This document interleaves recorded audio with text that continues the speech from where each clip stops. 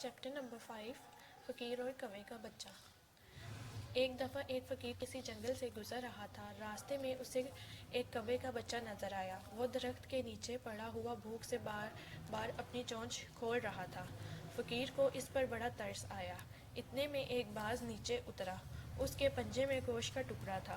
باز کوے کے بچے کے پاس بیٹھ گیا اور اسے گوشت کھلانے لگا۔ فقیر نے یہ منظر دیکھا تو وہ بڑا حیران ہوا کہ باز تو پرندوں کا دشمن ہے، وہ کوے کے بچے کو کھلا رہا ہے۔ اللہ تعالیٰ کتنا مہربان ہے، وہ چاہے تو دشمن کے ذریعے بھی روزی دے سکتا ہے۔ اس نے سوچا، جب اللہ تعالیٰ اپنے مخلوق کو ہاتھ پاؤں ہلائے بغیر روزی دے سکتا ہے تو میں روزی کے لیے اتنا پریشان کیوں ہوں اور کیوں در در کی ٹھوکر کھا رہا ہوں؟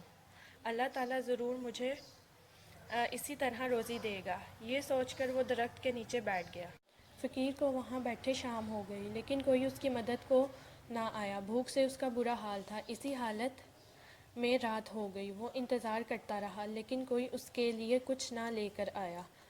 فقیر صبح اٹھا تو اسے بڑی امید تھی کہ آج ضرور اس کی روزی کا کوئی انتظام ہوگا، لیکن وہ دن بھی اسی طرح گزر گیا۔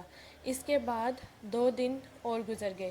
بھوک اور کمزوری سے اس کا برا حال تھا۔ وہ درخت کے نیچے نڈھال پڑا سوچ رہا تھا، اللہ تعالیٰ نے میری روزی کا انتظام کیوں نہیں کیا؟ اگر کوے کے بچے کی روزی کا انتظام ہو سکتا ہے تو میری روزی کا بندوبست کیوں نہیں ہو سکتا؟ کیا اللہ تعالیٰ کے نزدیک آدمی کی اہمیت کوے کے بچے سے بھی کم ہے؟ یہ سوچتے سوچتے اس کی آنکھ لگ گئی۔ اس نے خواب میں ایک بزرگ کو دیکھا۔ بزرگ نے فقیر سے کہا، تم نے باز کو دیکھا جو محنت سے کمانا جانتا ہے، اور کوے کے بچے کو بھی دیکھا جو باز کا محتاج ہے، پھر تم باز بننے کا خیال کیوں نہیں آیا؟ تم نے کوے کا بچہ بننا کیوں پسند کیا؟ تم باز کا طریقہ اختیار کرو، محنت کر کے خود بھی کھاؤ اور جو کمزور اور لاچار ہیں انہیں بھی کھلاؤ۔ یہ خواب دیکھتے ہی فقیر کی آنکھ کھل گئی۔ اسے احساس ہوا کہ اس نے جو بات سوچی تھی وہ کتنی غلط تھی۔ اس نے فیصلہ کر لیا کہ اب وہ محنت کر کے روزی کمائے گا اور کسی کے آگے ہاتھ نہ پھیلائے گا۔